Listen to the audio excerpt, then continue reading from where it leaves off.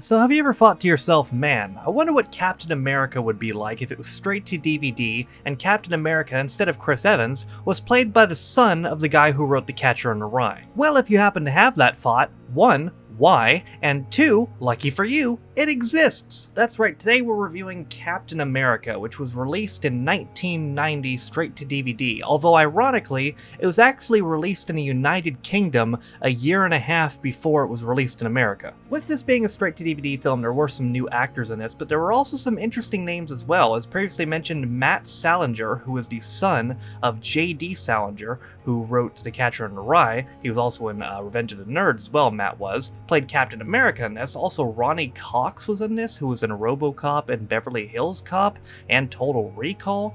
And not to mention Ned Beatty, who was originally Lex Luthor in the Superman movies in the 70s. Now, when you clicked on this review, if your first instinct was to say, man, I bet this movie's ridiculous, well, you're right. It's pretty ridiculous. It's very loosely based off the comic storyline, but roughly the same plot is still there as Captain America tries to defeat the Red Skull and save the world. And to be honest, I don't really think it was a bad type of ridiculous. I thought it was enjoyable. There was nothing overly bad or overly good about it. Some of the acting was ridiculous, some of the plot was even more ridiculous, but overall I had fun watching this movie. And I suppose it's time to find out if you feel the same way as we review Captain America, 1990. Before we start real quick, here's a little review Easter egg for you. If you go to the Wikipedia page of Captain America 1990 and click on the View History option, you will see that the page has been recently edited by yours truly, because, unlike some of the people who wrote the plot section of the page, I actually watched the movie. Anyway, our film begins in the year 1936 in fascist Italy when the country was still controlled by Mussolini. So a child musical prodigy named Tadzio De Santis is kidnapped and then his family is killed in front of him. Turns out the people who kidnapped him are the fascist government who want to turn him into some kind of super soldier. The inventor of the project, Dr. Vaselli, objects to this, but she can't do anything to stop it and she flees instead. So 7 years later in 1943, Vaselli has defected to America and has created the same super soldier project for the Americans. The chosen subject for the project is young Steve Rogers, who is partially crippled due to polio. Rogers says goodbye to his family, including his girlfriend Bernice, who promises to wait for him. So an army lieutenant named Fleming, as well as a mysterious friend of him, go to an underground bunker underneath a diner to see the procedure take place. And after a bunch of random explosions and flashing lights, it is revealed to be successful, and Rogers has successfully been turned super. Also on that note, in a passing line, the general mentions that Rogers will never be Superman, which means, in some sense, Superman, whether as a comic book character or as a real person, is canon in this universe. Dr. Vaselli then meets Fleming's friend, who hits her with the old Hail Hitler fake-out handshake gun to the chest move. Vaselli is killed and Rogers is shot multiple times, but he's able to recover pretty quickly. Good thing too, because a mysterious Nazi leader named the Red Skull, who is actually the young boy kidnapped at the beginning of the movie, is looking to launch a missile somewhere in America. Rogers infiltrates the Red Skull's base and faces off of him, and can I just say one great thing for this movie? The prosthetics used for the Red Skull's face look awesome. Like, it seriously looks really cool. His dialogue and voice acting are not as good, and he's switching between what sounds like an Italian and a German accent. He can't really decide which one he wants to do. He can decide to kick Rogers' ass though, which he does, and then proceeds to tie him to the missile. Before the missile can launch though, Rogers grabs the hand of the Red Skull, and the Red Skull is forced to cut his own hand off right before it launches. So meanwhile, a young kid named Tom Campbell sneaks out of his house at 4 in the morning to go take pictures of the White House because he's weird. Conveniently, the White House is right where that missile's going, but luckily Rogers just kicks it a couple times, which causes it to change course and eventually land in fucking Alaska, which is not even relatively anywhere close to Washington, D.C. Anyway though, you know the drill, Rogers is buried in the ice, we'll see him later. The next day, Tom, who was able to take a picture of Captain America, shows it to his friend Sam, who thinks it could be a very big deal. We then fast forward 50 years and get some timelines of things that happened, including in Tom's life, including serving in Vietnam, the Peace Corps, getting elected to Congress, and finally becoming the motherfucking president. So President Campbell, who coincidentally looks a lot like Jimmy Carter, is looking to pass some new environmental legislation to help save the planet. Fleming, who is now the general of the military, does not like this plan at all, but President Campbell doesn't really give much of a fuck. Turns out Fleming has been working with the Red Skull this entire time though,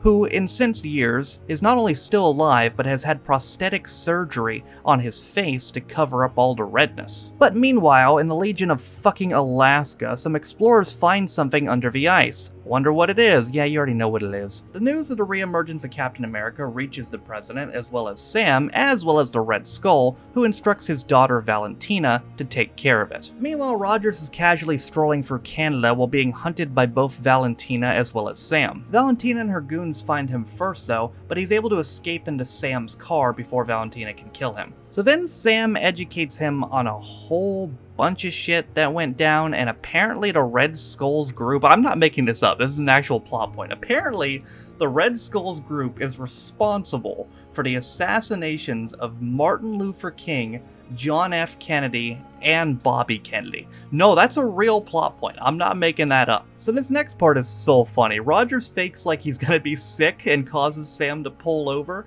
and then he goes and pretends to be sick, and Sam's like, "Are you okay?"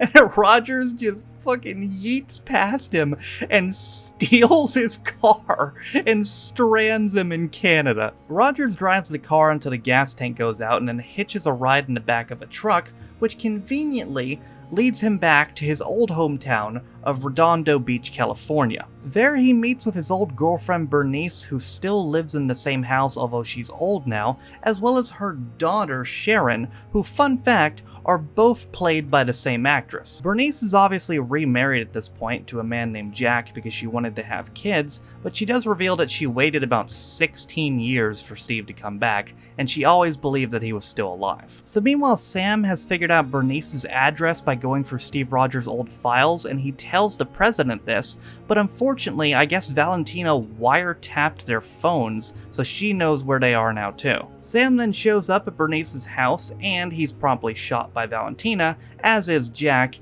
as is Bernice. All the meanwhile, Rogers and Sharon are just hanging out in her apartment watching old videotapes of stuff that happened in history in the last 50 years. They get word of what happened, and they find her dad in critical condition, Sam dies of a heart attack, and Bernice is already dead. And to make matters worse, while visiting Jack in a hospital, they see on the news that the fucking president has been kidnapped. Because of course he has. Where the fuck was the Secret Service? Anyway, they go to that old diner where the underground bunker was, and after smashing through the wall in the ladies' room, yeah, turns out it's still there. The reason they went there was to find the diary of Dr. Vercelli, which is conveniently still there as well, but then, you guessed it, they're ambushed by Valentina and friends. Luckily though, Steve just easily kicks the shit out of all of them, and they get the diary anyway. Conveniently, Sharon knows Italian, she's able to read the diary, which tells her the location of the Red Skull's childhood home in Italy. Speaking of the Red Skull, he's trying to inject the president with some serum that will brainwash the president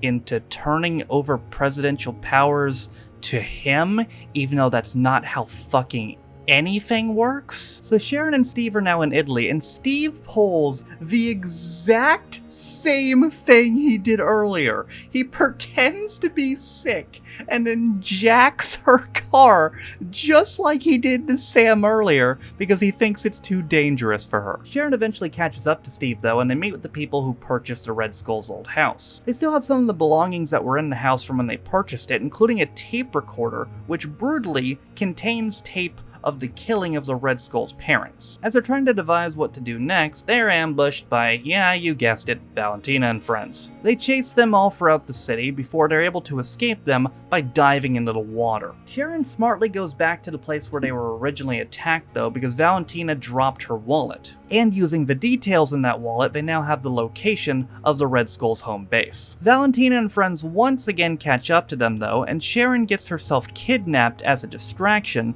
so that Roger Rogers can enter the base undetected. So meanwhile, in the base, the president is able to escape, and he somehow knows who Sharon is, even though I'm pretty sure they have never met at any point. The president is eventually cornered by the Red Skull and friends, and he tries to commit suicide by jumping off the building, but he's saved by Captain America. President Campbell is psyched to finally meet his childhood hero, and then they get to whip ass together, easily defeating these guards. And this is just embarrassing for these guards. I mean, I can understand getting your ass kicked by Captain America, but the president is like 60-something, and he's just beating the shit out of these dudes. Captain America finally meets up with the Red Skull, and they begin to fight, while Valentina gives chase to Sharon. The Red Skull eventually ends up at a piano, which is outside for whatever reason, and then his accent changes again, and out of the piano, he pulls a detonator for a nuclear bomb, which I'm sure is what everybody keeps in their piano. Sharon and Valentina end up spilling out over there as well, which causes a tape recorder to fall out of her wallet,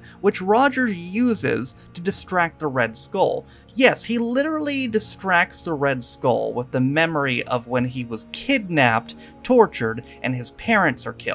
And Captain America is supposed to be the good guy. The Red Skull is momentarily distracted, but then looks to detonate the bombs anyway, but luckily Captain America uses his trusty shield to send him the fuck off the edge. Valentina then prepares to kill Captain America, but the shield comes back and hits her straight in the dome, which I guess kills her. Steve and Sharon then embrace. We get a radio call telling us that the president's environmental deal passed, and then we get a really corny Save America Red, White, and Blue song, which sounds like and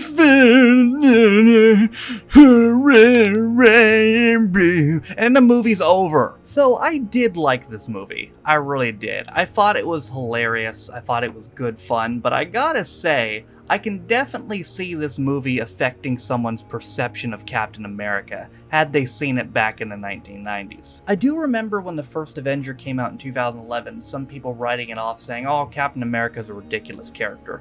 And maybe this movie had some effect on that, because in this movie, Captain America most definitely was a ridiculous character. But honestly, while I like the MCU, it's kind of fun just to see a movie like this where there's nothing else involved, there's no sequel, there's no other universe you have to worry about. It's just a silly story about Captain America killing bad guys. Killing bad guys and robbing people of their cars. He also does a lot of that as well. And this is not a sentence I often get to say, but if you are interested in seeing this movie for yourself, the entire film is available on YouTube in 720p. And in conclusion, I really think this movie is worth it for the laugh. Like, it's just fun.